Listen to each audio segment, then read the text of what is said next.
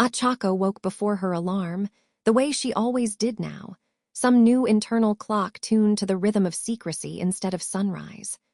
The dormitory hallway at 5:42 in the morning had a particular hush to it, different from the 2 a.m. quiet.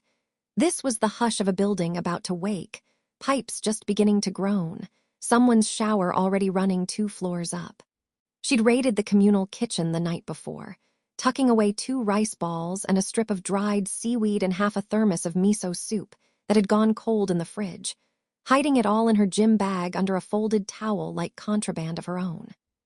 Now she carried that bag down the hall with her heart doing slow, deliberate work against her ribs, counting each door she passed, Suyu's, then the twins, then the corner suite where Ida kept impossibly tidy hours. She made it to her room without incident, but incident, she was learning, rarely announced itself in advance. "You're up early," said a voice behind her, and Ochako nearly dropped the bag. Mina stood in the hallway in pajama shorts and an oversized shirt, hair still flattened from sleep, blinking at her with the particular nosiness of someone who hadn't yet decided if this was worth being nosy about.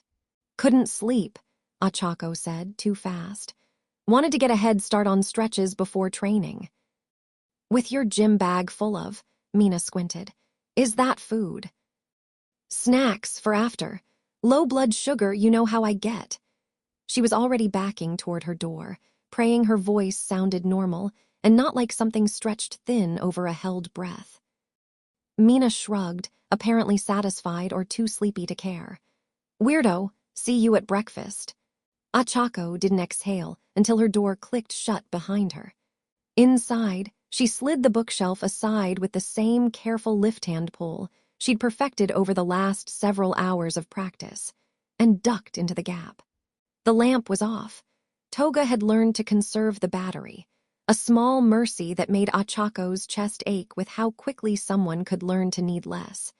And in the near dark, she could just make out Toga sitting up on the cot, knees drawn to her chest, watching the doorway with the alertness of someone who slept in fragments now instead of whole nights. "You scared me," Toga whispered, though her voice carried relief underneath the accusation. "I heard footsteps and thought, it's just me." Ochako knelt and unzipped the bag, pulling out the thermos first. "I brought food. It's cold, I'm sorry. I couldn't heat it without someone asking why I was in the kitchen at 5 in the morning." "You could have just not come." But Toga was already reaching for the rice balls, unwrapping one with fingers that trembled slightly from hunger she'd been too proud to mention the night before.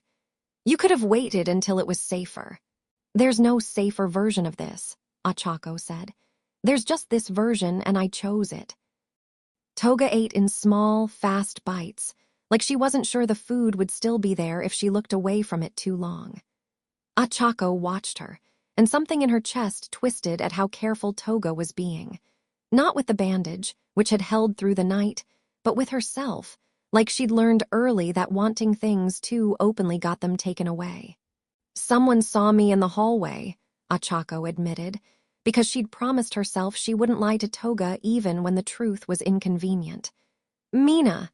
She didn't suspect anything, but it was close. Toga's chewing slowed. "You should stop coming. In daylight, I mean, it's too risky." "I'm not leaving you here to starve out of caution."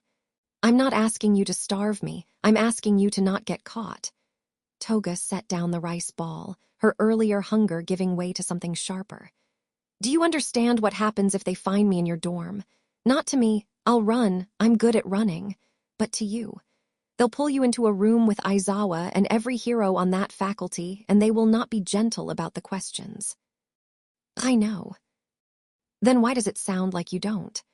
Ochako sat back against the cold pipe fixture, feeling suddenly very tired, the kind of tired that came from carrying 2 entirely different lives on the same pair of shoulders.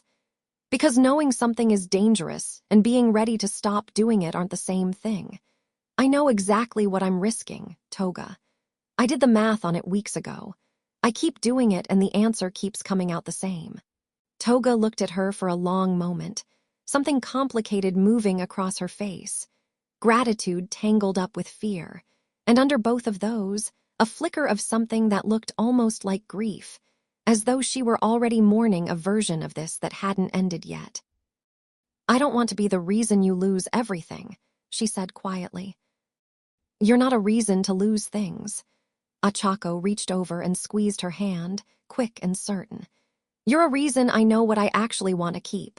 Somewhere above them, a bell chimed faintly through the walls.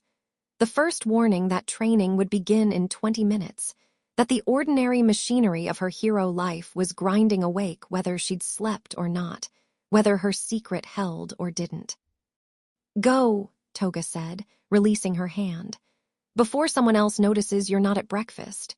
Ochako paused at the gap in the bookshelf, looking back at her, messy-haired, bandaged, eating cold rice in a stolen room, and somehow the truest thing in Ochako's entire carefully constructed life. "Same time tonight," she said. "I'll bring something warm." Toga's smile, when it came, was smaller than usual, but it reached all the way to her eyes.